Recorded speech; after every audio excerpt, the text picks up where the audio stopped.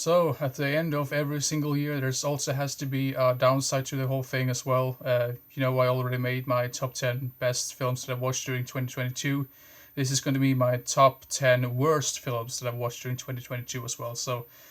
And this one also has some, in this case, dishonorable mentions. So the first five are dishonorable mentions. Yeah. So let's get started right away.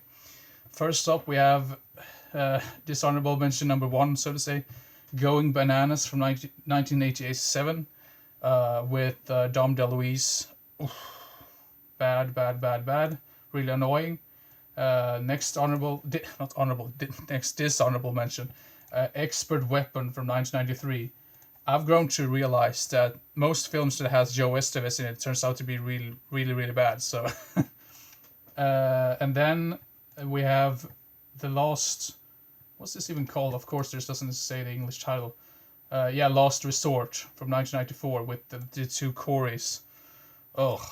I mean, I do like the two Coreys, but I mean, some of their films, I mean, the later films are just atrocious.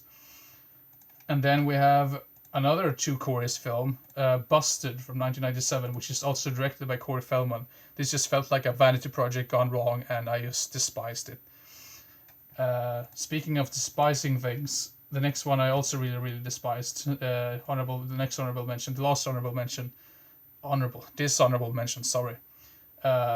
Howling, New Moon Rising. For those of you who have seen that, you know what it's all about. It's just about some really stupid, weird hobos in like this bar in the middle of nowhere singing sing-alongs, and it doesn't really have anything to do with the Howling series. It just feels like why does it even exist? Why does it even exist? It's just weird.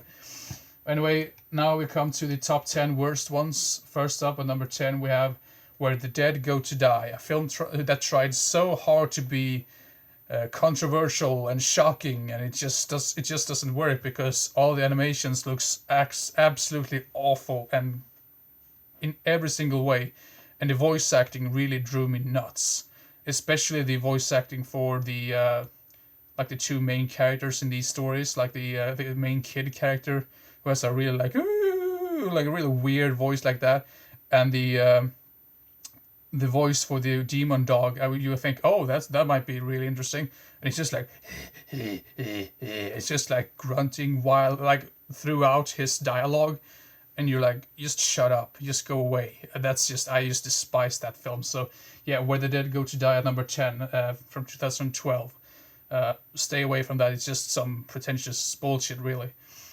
Then at number 9, we have a film that I barely remember anything about. It was so boring, I almost fell asleep throughout the entire film. Satan's Touch from 1984. Great film to watch if you want to fall asleep. That's all I'm gonna say. I'm just gonna leave it at that. So yeah.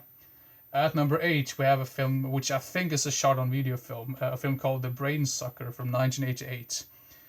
This is a film that had some interesting blood and gore effects, but that's probably about it because all the characters are obnoxious and annoying as hell.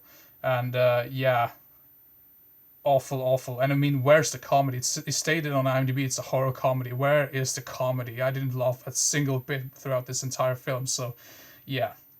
The Brainsucker at number 8 from 1988. And then we have a film with a clever title. At number 7, we have The Butcher.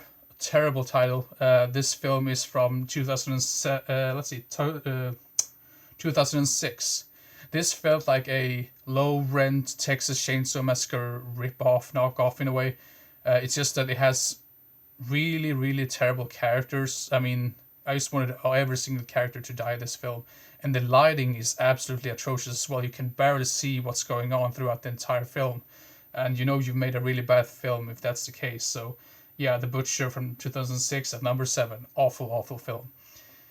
Then we have, at number 6, The Great American Snuff Film from 2004. A film that I think could have been inspired by the August Underground trilogy, or like the August Underground, at least the first one or two films. I think those came out before this one. So if you know those type of films, you know probably what you're in for. But August Underground and August Underground Mortem, at least they had some really entertaining and cool looking effects and some really interesting shock value to them. This one just felt absolutely atrocious and boring, and it's just so drawn out, and there's not enough death scenes or blood scenes or gore effects for me to satisfy this. So it is awful. So yeah, Great American Snuff Film at number 6. Then at number 5, we have a film that I can barely even categorize as a horror film or like a film in itself. This one was at number 1 in the beginning of the year. I was expecting this to be the worst, but at least 4 other films came out, not came out, but 4 other films decided to say, well, we can do much worse than this. So yeah, at number 5 we have Heavy Metal Massacre from 1989. The only good thing about this one is the music, because where's the storyline? It's just some guy wandering around in these bars and clubs and just talking to people while there's have some metal music playing in the background, and it's just, yeah, there's no storyline. There's nothing. I mean, there's nothing to even speak of with this film. So, yeah, awful film. Heavy Metal Massacre at number 5. At number 4, we have, unfortunately, another film with Corey Haim in it.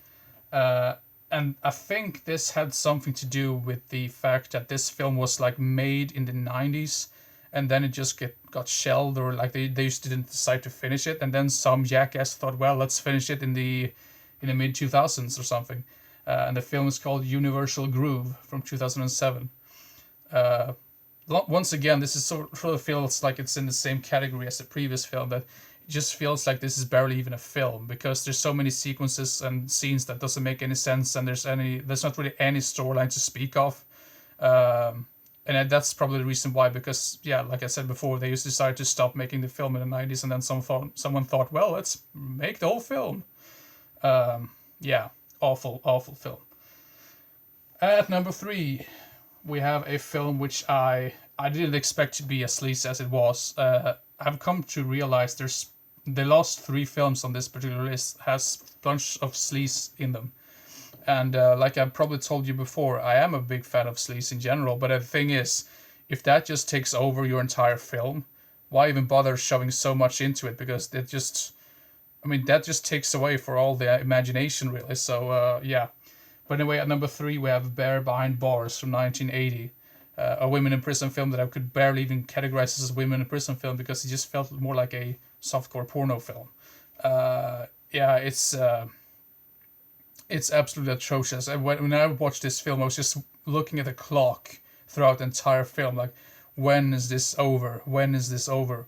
That's how bad this film was. So, yeah, Bear Behind Bars at number 3. And at number 2, we have a film which is sort of like a spin-off sequel thing to a really old, not really old, but an older shot on video film from the 80s, which I think is a pretty bad film in general. But this one somehow turned out to be even worse, at least in my opinion.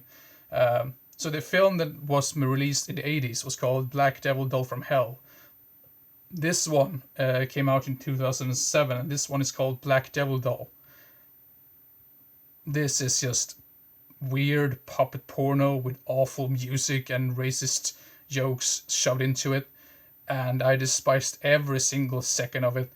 And I was just thinking, who thought this was a good idea to make into a film? I mean, the thing is, the original film itself is really a piece of garbage in general, but that one has more charm to it than this one, because that one had such weird audio and picture quality to it that was somewhat charming in a way.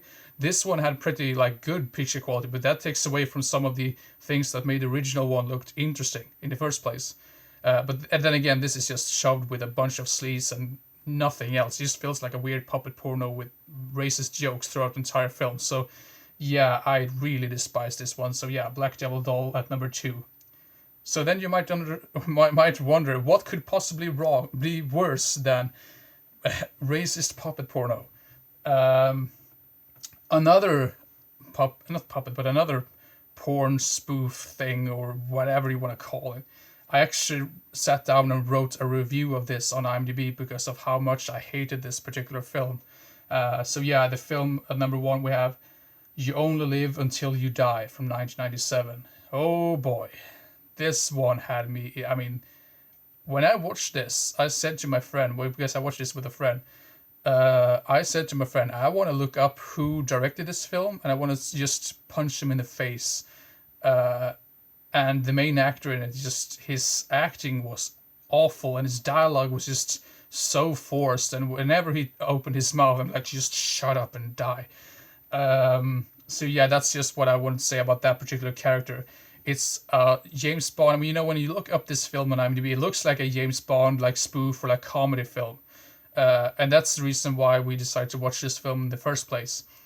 But the first like scene is like him beating up like two or three bad guys, and the rest of the film is just some really long, drawn out like sleaze scenes. And I mean the whole agent stuff, or like the whole like James Bond things. I mean, it's just so smaller things in the entire film that just doesn't make sense. And yeah, it's just too many sleaze scenes and too many like awful dialogues. And it has some weird gadget that makes everyone in the single room horny for some reason. Uh, I hated this film. To quote Roger Ebert, that's probably what he would say about this one as well.